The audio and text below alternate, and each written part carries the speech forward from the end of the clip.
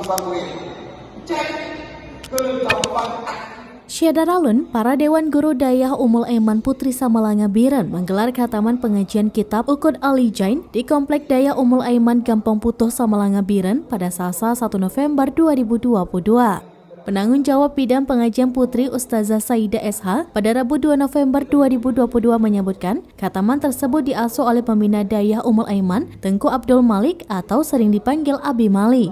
Dalam pertemuan tersebut, Abi Malik berharap agar setiap Dewan Guru dapat mengamalkan dan menjadikan isi kitab tersebut sebagai pedoman ketika berumah tangga untuk membina keluarga yang sakinah, mawaddah, dan warahmah.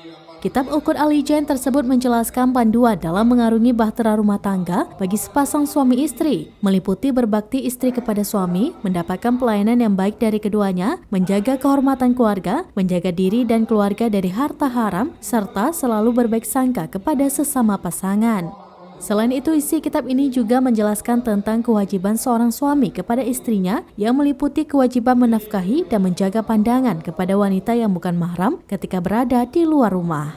Dari Biren, Yusmandin Idris, Serambi On TV.